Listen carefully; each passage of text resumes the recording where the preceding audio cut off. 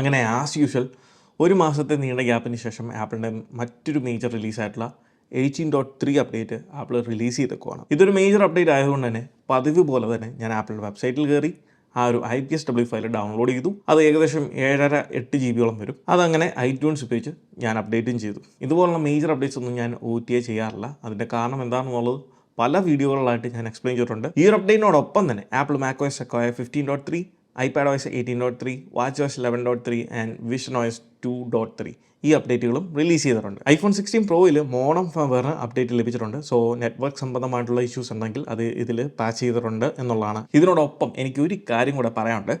ഇതുപോലുള്ള update videos, follow up videos, പുതിയ features explain ചെയ്യുന്ന പല വീഡിയോസും, ഇതുപോലുള്ള കുറേയധികം ഇൻഫോർമേറ്റീവ് ആയിട്ടുള്ള വീഡിയോസ് നമ്മൾ ഈ ചാനലിലൂടെ ചെയ്യാറുണ്ട്. അതിലൂടെ പുതിയ കുറേ കാര്യങ്ങൾ നിങ്ങളിലേക്ക് എത്തിക്കാൻ സാധിക്കുന്നു, അത് നിങ്ങൾക്ക് ഉപകാരപ്പെടുന്നു എന്നറിയുന്നതിൽ എനിക്ക് വളരെ വലിയ സന്തോഷമുണ്ട്. കാരണം വരുന്ന കമൻസിലൂടെ, മെസ്സേജസിലൂടെ എനിക്ക് ആ ഒരു നിങ്ങളുടെ ഫീഡ്ബാക്ക് ലഭിക്കുന്നതാണ്. അതുകൊണ്ട് തന്നെ നിങ്ങൾ വീഡിയോസ് കാണുമ്പം കണ്ട് അങ്ങ് പോകുന്നതിനോടൊപ്പം തന്നെ പലരും മറന്നു പോകുന്നൊരു കാര്യമാണ് വീഡിയോസ് ലൈക്ക് ചെയ്യാൻ. സോ ആ ഒരു കാര്യം നിങ്ങൾ ശ്രദ്ധിക്കുക. വീഡിയോസ് ലൈക്ക് ചെയ്യുമ്പം രണ്ടാണ് ഗുണങ്ങൾ. ഒന്ന്, ആസ് എ ക്രിയേറ്റർ എനിക്കതൊരു ഇൻസ്പിറേഷനാണ്. നിങ്ങൾ വീഡിയോസ് ഇഷ്ടപ്പെടുന്നു, അല്ലെങ്കിൽ അത് എന്നെ കുറച്ചും കൂടെ മോട്ടിവേറ്റ് ചെയ്യും. രണ്ടാമത്തെ കാര്യം, ഇത് കൂടുതൽ ആളുകളിലേക്ക് റീച്ച് ചെയ്യും എന്നുള്ളതാണ്. അതുകൊണ്ട് തന്നെ ഈ ഒരു കാര്യം കൂടെ നിങ്ങൾ ഓർത്ത് വെക്കുക. ഇനി ഈ ഒരു അപ്ഡേറ്റിൻ്റെ റിലീസ് നോട്ടിലേക്ക് പോകുമ്പോൾ അബൌട്ട് ദിസ് അപ്ഡേറ്റിൻ്റെ ഓപ്ഷനിൽ നമുക്ക് കുറേയധികം ബുള്ളറ്റ് പോയിൻറ്റ്സ് കൊടുത്ത് ഇതിൽ വന്നിരിക്കുന്ന പാച്ചസ്, പുതിയ ഫീച്ചേഴ്സിനെ പറ്റിയൊക്കെ എക്സ്പ്ലെയിൻ ചെയ്തിട്ടുണ്ട്. അതിൽ തന്നെ ആദ്യം എല്ലാ ഡിവൈസുകളിലും iPhone XS മുതൽ 16 Pro Max വരെയുള്ള ഈ ഡിവൈസുകളിൽ ഒരേപോലെ വന്നിരിക്കുന്ന നോൺ ആപ്പിൾ ഇൻ്റലിജൻസ് ചേഞ്ചസ് എന്തൊക്കെയാണെന്ന് നോക്കാം. അതിലൊന്നാമത് വന്നിരിക്കുന്ന ചേഞ്ചാണ് കാൽക്കുലേറ്റർ ആപ്പിൽ നമുക്ക് റെപ്പിറ്റഡ് ആയിട്ടുള്ള കാൽക്കുലേഷൻസ് ഇനി മുതൽ ചെയ്യാൻ സാധിക്കും. ഇത് iOS 17 ഉണ്ടായിരുന്നൊരു ഫീച്ചറാണ്, പക്ഷേ ഇടയ്ക്ക് വെച്ച് ആപ്പിൾ അത് റിമൂവ് ചെയ്തു. ഇതിൻ്റെ ഒരു വ്യത്യാസം മനസ്സിലാകാൻ ഞാൻ സൈഡ് ബൈ സൈഡ് രണ്ട് ഡിവൈസുകൾ കാണിക്കാം. ഇത് 18.2.1, ഇത് 18.3. ഓക്കെ, ഇവിടെ ഞാൻ ഈ രണ്ട് കാൽക്കുലേഷൻ 2x9 എന്ന് പറയുന്നത് 18 എനിക്ക് അവർക്ക് കിട്ടിയിട്ടുണ്ട്. ഇനി ഞാൻ ഈ ഒരു ഈക്വൽസിൽ ഈ ഒരു ബട്ടൺ ഞാൻ നിൽക്കുമ്പം എനിക്ക് വേറെ ഒരു റെസ്പോൺസോ അല്ലെങ്കിൽ അടുത്ത റിസൾട്ടോ കാര്യങ്ങളോ ഒന്നും കിട്ടുന്നില്ല. എന്നാൽ ഞാൻ ഇവിടെ 18.3ൽ വീണ്ടും ഈക്വൽസിൽ ടാപ്പ് ചെയ്യുമ്പം 18x9 എന്നുള്ളത് കിട്ടി. വീണ്ടും ആ കിട്ടിയ റിസൾട്ട് × 9 എന്നുള്ളത് കിട്ടി. അങ്ങനെ റിപ്പീറ്റഡ് ആയിട്ടുള്ള കാൽക്കുലേഷൻസ് എനിക്ക് ചെയ്യാൻ സാധിക്കും. രണ്ടാമത്തെ കാര്യം ആപ്പ് സ്റ്റോറിലാണ്. ഇനി മുതൽ നമുക്ക് നാച്ചുറൽ ലാംഗ്വേജ് സപ്പോർട്ടഡ് ആണ് ആപ്പ് സ്റ്റോറിൽ. നിങ്ങൾക്ക് സെർച്ച് ചെയ്യുമ്പം അത് യൂസ് ചെയ്യാവുന്നതാണ്. അപ്പോൾ ഞാൻ അവിടെ ഒരു സെർച്ച് ടൈം കൊടുത്തു, ഇൻറ്റൻസീവ് ഷൂട്ടിംഗ് ഗെയിംസ്. അപ്പോൾ ഞാൻ സെർച്ച് കൊടുത്തു. ഇവിടെ നിങ്ങൾക്ക് കാണാം അതിന് റിസൾട്ടുകൾ വന്നവരുണ്ട്. ഇതിൽ FPS shooter, call of duty, world war, modern battle field, അങ്ങനെ കുറേയധികം ഗെയിം സജഷൻസ് അല്ലെങ്കിൽ റിസൾട്ടുകൾ നമുക്ക് ലഭിച്ചിട്ടുണ്ട്. സോ ഇനി മുതൽ നാച്ചുറൽ ലാംഗ്വേജസ് ഉപയോഗിച്ചുകൊണ്ട് ഗെയിമുകൾ, കാര്യങ്ങൾ എന്ത് വേണേലും നിങ്ങൾക്ക് ആപ്പ് സ്റ്റോറിൽ സെർച്ച് ചെയ്യാൻ സാധിക്കുന്നതാണ്. ഇതിനോടൊപ്പം തന്നെ ഇന്നലെ ആപ്പിൾ ഈ വർഷത്തെ 2025 ബ്ലാക്ക് യൂണിറ്റി കളക്ഷൻസ് റിലീസ് ചെയ്തു.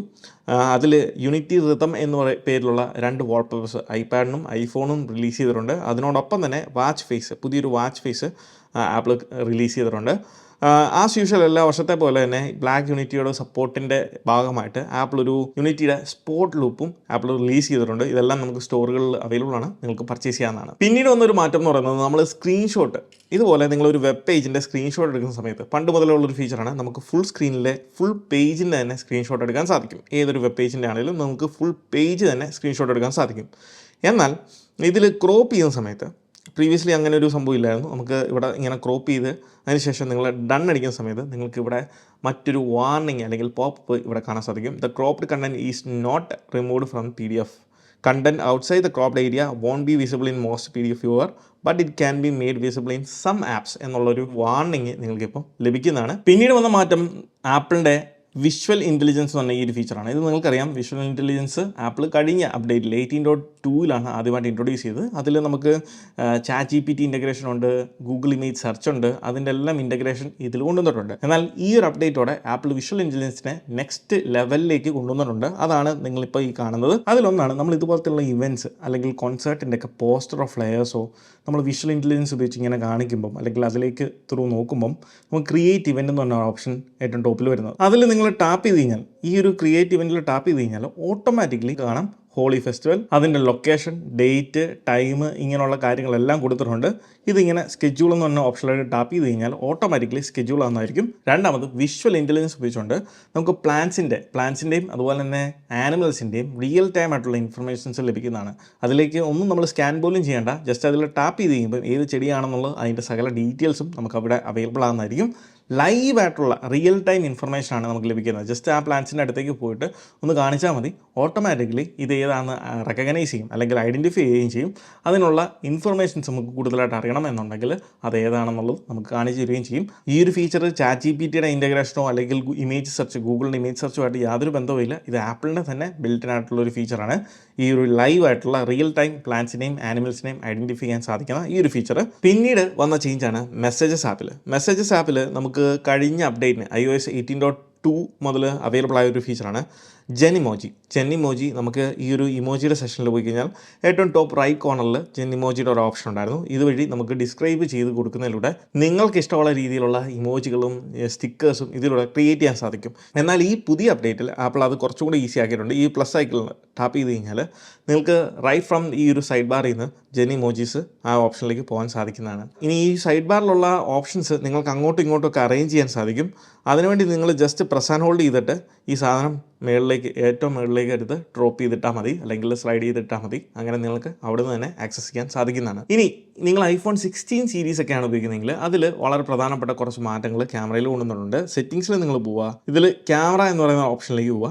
അതിൽ ക്യാമറ കൺട്രോൾ എന്ന് പറയുന്ന ഏറ്റവും ടോപ്പിലുള്ള ഓപ്ഷനിലേക്ക് പോകുമ്പോൾ നിങ്ങൾക്ക് വന്നിരിക്കുന്ന മാറ്റങ്ങൾ എന്താണെന്ന് കാണാൻ സാധിക്കും. അതിൻ്റെ കറക്റ്റ് കാര്യങ്ങൾ നിങ്ങൾക്ക് മനസ്സിലാക്കാൻ iPhone 16 Pro Max ഞാൻ സൈഡ് ബൈ സൈഡ് കമ്പാരിസൺ കാണിച്ചു തരാം. ഇതിൽ 18.2 ആണ് റൺ ചെയ്യുന്നത്. അതുകൊണ്ടാണ് നിങ്ങൾക്ക് കാര്യങ്ങൾ വ്യത്യസ്തമായിട്ട് തോന്നുന്നത്. 18.3 വന്നപ്പോൾ ലൈറ്റ് പ്ലസിൻ്റെ താഴെയായിട്ട് കുറച്ച് കാര്യങ്ങൾ അവർ ഡിഫൈൻ ചെയ്തിട്ടുണ്ട് അല്ലെങ്കിൽ എക്സ്പ്ലെയിൻ ചെയ്തിട്ടുണ്ട്. എന്നാൽ പഴയ അപ്ഡേറ്റിൽ വെറുതെ ലൈറ്റ് പ്ലസ് എന്ന് മാത്രമേ കൊടുത്തിട്ടുള്ളായിരുന്നു. ഇനി രണ്ടാമത് ക്ലീൻ പ്രിവ്യൂ AE/AF ലോക്ക്. നിങ്ങൾക്ക് കാണാം AE/AF ലോക്ക് എന്ന് പറയുന്നത് ജസ്റ്റ് ഒരു ബട്ടണായിട്ട് കൊടുത്തേക്കുമായിരുന്നു.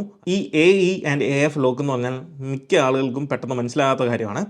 അതാണ് കൃത്യമായിട്ട് അവരിപ്പം റീസ്ട്രക്ചർ ചെയ്തേക്കുന്നത്. ലോക്ക്, ഫോക്കസ് ആൻഡ് എക്സ്പോഷർ എന്ന് കൊടുത്തിട്ടുണ്ട്. ഈ AE എന്ന് ഉദ്ദേശിക്കുന്ന ഓട്ടോമാറ്റിക് എക്സ്പോഷറും മറ്റേ AF എന്ന് പറയുന്നത് ഓട്ടോ ഫോക്കസുമാണ്.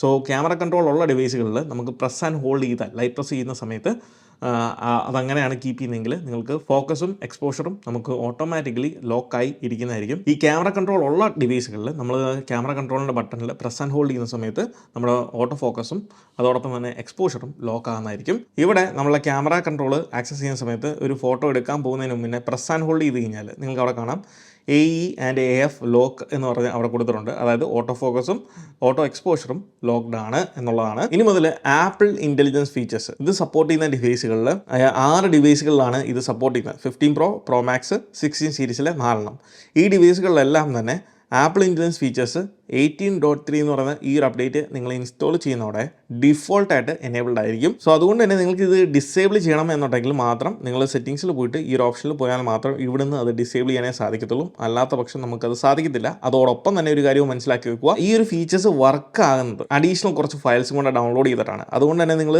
നിങ്ങളുടെ സ്റ്റോറേജിൻ്റെ ഓപ്ഷനിൽ പോകുമ്പം ഇതിന് എക്സ്ട്രാ കുറച്ച് ഫയൽസ് ഡൗൺലോഡ് അയക്കുന്ന അല്ലെങ്കിൽ സ്റ്റോറേജ് കൺസ്യൂം ചെയ്യുന്നത് കാണാൻ സാധിക്കും. സോ അത് നിങ്ങൾക്ക് കുറയ്ക്കണം എന്നുണ്ടെങ്കിലും നിങ്ങളിത് ഡിസേബിൾ ചെയ്യുന്നതോടെ അത് സാധിക്കത്തില്ല.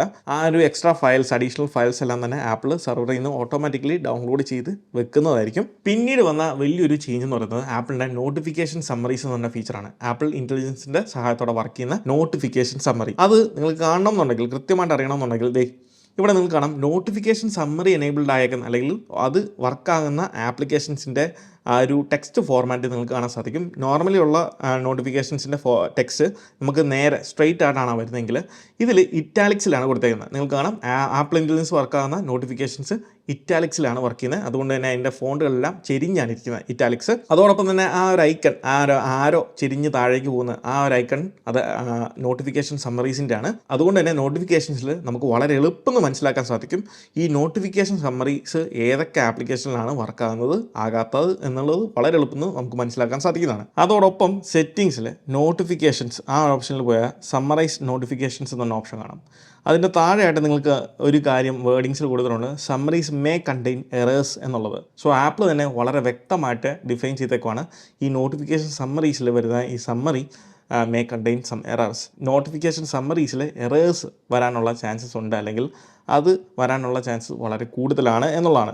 അതുപോലെ തന്നെ നിങ്ങൾ നോട്ടിഫിക്കേഷൻ സമ്മറീസ് എന്ന ഓപ്ഷൻ ഡിസേബിൾ ചെയ്തിട്ട് വീണ്ടും എനേബിൾ ചെയ്യുമ്പോൾ നിങ്ങൾക്ക് കാണാം ഇത് ബെയ്റ്റ വേർഷനിലാണ് ഇപ്പോഴും വർക്ക് ആവുന്നത്. താഴെ വളരെ വ്യക്തമായിട്ട് എഴുതിയിട്ടുണ്ട്, this beta feature will occasionally make mistake that could misrepresent the meaning of the original notification എന്നുള്ളത് കൊടുത്തിട്ട് ഇനി അടുത്ത സ്റ്റെപ്പിലേക്ക് പോകുമ്പോൾ നിങ്ങൾക്ക് കാണാം ഇവിടെ ന്യൂസ്, എൻ്റർടൈൻമെൻറ്റ്, കമ്മ്യൂണിക്കേഷൻ, സോഷ്യൽ എന്ന് പറഞ്ഞ പല ഓപ്ഷൻസ് കൊടുത്തിട്ടുണ്ട്. അതിൽ നിങ്ങൾ ന്യൂസ് ആൻഡ് എൻ്റർടൈൻമെൻറ്റിൽ ടാപ്പ് ചെയ്യുമ്പോൾ നിങ്ങൾക്ക് അവിടെ കാണാം ടെമ്പററി അൺഅവൈലബിൾ. സംഭവം എന്താ വെച്ചാൽ recently news channels especially BBC, CNN ഇതുപോലുള്ള ഇവരുടെ ആപ്ലിക്കേഷൻസിൽ ഈ ഒരു ആപ്പിൾ ഇൻ്റലിജൻസ് അല്ലെങ്കിൽ notification summaries fake news spread ആക്കുന്നു എന്നുള്ള രീതിയിൽ ഒരു അലിഗേഷൻ ആപ്പിളിനെതിരെ ഈ കമ്പനീസ് പ്രൊവൈഡ് ചെയ്തിട്ടുണ്ടായിരുന്നു. സോ അങ്ങനെ വരുന്ന നോട്ടിഫിക്കേഷൻസ് ആളുകളുടെ ഇടയിൽ പല തെറ്റിദ്ധാരണകൾ ഉണ്ടാക്കിയിട്ടുണ്ട്. അതിൻ്റെ ഭാഗമായിട്ട് ഈ നോട്ടിഫിക്കേഷൻ സമ്മറീസ് ഇതിലെല്ലാം അൺഅവൈലബിൾ ആണ്. അപ്പോൾ ഇതൊക്കെയാണ് 18.3 അപ്ഡേറ്റിൽ വന്നിരിക്കുന്ന പുതിയ ഫീച്ചേഴ്സ് ആൻഡ് ചേഞ്ചസ്. ഇനി ഇതിൽ വന്നിരിക്കുന്ന ബഗ് ഫിക്സുകളെ പറ്റി ഓൾറെഡി ആപ്പിൾ തന്നെ ഇവരുടെ ഈ ഒരു പേജിൽ അല്ലെങ്കിൽ അപ്ഡേറ്റ് നോട്ട്സിൽ കൊടുത്തിട്ടുണ്ടായിരുന്നു. ഒന്നാമത്തെ കാര്യം,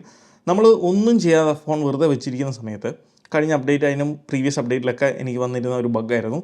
ഇപ്പം ആപ്പിൾ മ്യൂസിക്കിൽ നിങ്ങൾ സബ്സ്ക്രൈബ് ചെയ്തിട്ടുണ്ട്, അത് യൂസ് ചെയ്യുന്നവരാണെന്നുണ്ടെങ്കിൽ ഓട്ടോമാറ്റിക്കലി പാട്ട് അങ്ങ് പ്ലേ ചെയ്യാൻ തുടങ്ങും. അല്ലാന്നുണ്ടെങ്കിൽ നിങ്ങൾ യൂട്യൂബ് ഉപയോഗിക്കുന്ന സമയത്ത് യൂട്യൂബിൽ എന്തെങ്കിലും നിങ്ങൾ പ്രീവിയസ്ലി കണ്ട് വെച്ചിട്ടുണ്ടെന്നുണ്ടെങ്കിൽ അതും ചിലപ്പോൾ ഓട്ടോമാറ്റിക്കലി എവിടെ നിന്നാണെന്ന് അറിയത്തില്ല, ചുമ്മാ ഇരിക്കുന്ന ടൈമിൽ ഓട്ടോമാറ്റിക്കലി അങ്ങ് പ്ലേ ചെയ്യുന്ന അങ്ങനത്തെ ഒരു ബഗ് ഉണ്ടായിരുന്നു. അത് ആപ്പിൾ പാച്ച് ചെയ്തിട്ടുണ്ട്. രണ്ടാമത് പാച്ച് ചെയ്ത ഇഷ്യൂ എന്ന് പറയുന്നത് കീബോർഡ്. നമ്മൾ ടൈപ്പ് ടു സിറി എന്ന് പറയുന്ന ഓപ്ഷൻ ഇത് ഡബിൾ ടാപ്പ് ചെയ്യുമ്പോൾ നമുക്ക് ലഭിക്കും. ഇത് ടൈപ്പ് ചെയ്യാൻ തുടങ്ങുന്ന സമയത്ത് ഈ കീബോർഡ് ഓട്ടോമാറ്റിക്കലി ഡിസപ്പിയർ ആവും. അങ്ങനെ ഒരു ഇഷ്യൂ ഉണ്ടായിരുന്നു, അത് പാച്ച് ചെയ്തിട്ടുണ്ട്. മൂന്നാമത് ടച്ച് ഇഷ്യൂ ആണ്. അത് പുതിയ ഡിവൈസുകൾ മാത്രമല്ല ഓൾഡർ ജനറേഷൻ ഡിവൈസിൽ 10s, 11, 12 ഡിവൈസുകളിലൊക്കെ പല യൂസേഴ്സും ടച്ചുമായിട്ട് ബന്ധപ്പെട്ട പല ഇഷ്യൂസ് കമൻസിലും മെസ്സേജസിലും ഒക്കെ പറഞ്ഞിട്ടുണ്ടായിരുന്നു. സോ അത് ആപ്പിൾ ഈ ഒരു അപ്ഡേറ്റിൽ പാച്ച് ചെയ്തിട്ടുണ്ടെന്നാണ് എനിക്കറിയാൻ സാധിച്ചത്. ഇനി ബാറ്ററി ആൻഡ് പെർഫോമൻസിൻ്റെ കാര്യത്തിലേക്ക് വരുമ്പോൾ പെർഫോമൻസ് വളരെ നീറ്റായിട്ട് തന്നെ പോകുന്നു. കഴിഞ്ഞ അപ്ഡേറ്റ് 18.2 മുതൽ നല്ല പെർഫോമൻസ് ആണ് വന്നുകൊണ്ടിരിക്കുന്ന ഡിവൈസ്. iPhone 16 15 ആണെങ്കിലും എല്ലാ ഡിവൈസുകളും നല്ല രീതിയിലുള്ള പെർഫോമൻസ് ആണ്. അതുപോലെ തന്നെ ബാറ്ററി ബാക്കപ്പിൻ്റെ കാര്യത്തിലേക്ക് വരുമ്പോഴും 16 സീരീസിലും 15 എല്ലാം തന്നെ മികച്ച ബാറ്ററി തന്നെയായിരുന്നു കഴിഞ്ഞ അപ്ഡേറ്റ് 18.2 മുതൽ എനിക്ക് ലഭിച്ചുകൊണ്ടിരുന്നത്. 15 14. എന്നാൽ ഈ ഒരു അപ്ഡേറ്റിലേക്ക് വരുമ്പോൾ ഇത് ഞാൻ സ്ഥിരം പറയാറുള്ള ഒരു കാര്യമാണ്, ഏത് അപ്ഡേറ്റ് വന്നാലും നിങ്ങൾ ഇൻസ്റ്റാൾ ചെയ്ത് 2 അല്ലെങ്കിൽ 3 ദിവസം വരെ നമുക്ക് ബാക്ക്ഗ്രൗണ്ടിൽ പല ഇൻഡെക്സിങ്ങും പല കാൽക്കുലേഷൻസും പല ബാക്ക്ഗ്രൗണ്ട് ആക്ടിവിറ്റീസും നമുക്ക് കാണാത്തതും അറിയത്തില്ലാത്തതായിട്ടുള്ള പല കാര്യങ്ങളും ബാക്ക്ഗ്രൗണ്ടിൽ നടക്കും, റൺ ചെയ്യും. ആ ടൈമിൽ നമുക്ക് നോർമലി അല്ലാത്ത കുറച്ചും കൂടെ കൂടുതലായിട്ടുള്ള അൺയൂഷ്വൽ ആയിട്ടുള്ള കുറച്ച് ട്രെയിനിങ് ഉണ്ടാവും. അത് നിലവിൽ സംഭവിക്കുന്നുണ്ട് എന്നാണ് എനിക്കിപ്പം ഈ ഒരു വീഡിയോ ഷൂട്ട് ചെയ്ത ടൈം കൊണ്ട് എനിക്ക് മനസ്സിലായത്. അതൊഴിച്ച് നിർത്തിയാൽ ഇതിനെപ്പറ്റിയുള്ള ഒരു ക്ലിയർ ആൻസർ പറയണമെന്നുണ്ടെങ്കിൽ ഒരു 3-4 ദിവസമെങ്കിലും മിനിമം എടുക്കും. എനിവേ നമ്മൾ താമസിക്കാതെ തന്നെ ഇതിൻ്റെ ഒരു ഫോളോ അപ്പ് വീഡിയോ ചെയ്യുന്നതായിരിക്കും. കറൻറ്റ്ലി ബാറ്ററി ഹെൽത്ത് എന്ന് പറയുന്നത് 100% ആണ്. സൈക്കിൾ കൗണ്ട് 132 ആണ്. ഞാൻ ചാർജിങ് ലിമിറ്റ് സെറ്റ് ചെയ്തേക്കുന്നത് 95 ആണ്. സോ 95 ആ ഒരു ബാറ്ററി സൈക്കിൾ കൗണ്ട് കാര്യങ്ങളൊക്കെ മെയിൻറ്റെയിൻ ചെയ്യുന്നത് എങ്ങനെയാണെന്നതിനെ പറ്റി ഈ ഒരു വീഡിയോയിൽ ഞാൻ കൃത്യമായിട്ട് പറഞ്ഞിട്ടുണ്ട്. അത് നിങ്ങൾക്ക് ഫോളോ ചെയ്യാവുന്നതാണ്. അപ്പോൾ ഇതൊക്കെയാണ് 18.3 അപ്ഡേറ്റിനെ പറ്റിയുള്ള വിശേഷങ്ങൾ. അപ്പോൾ ഈ ഒരു വീഡിയോ നിങ്ങൾക്ക് ഇഷ്ടമായെന്ന് വിചാരിക്കുന്നു. ഈ വീഡിയോ ഇഷ്ടമായാൽ തീർച്ചയായിട്ടും പോയി നമ്മുടെ ലൈക്ക് ബട്ടൺ സ്മാഷ് ചെയ്യുക. So once again this is me Milan. Catch you guys next video. Until then, peace.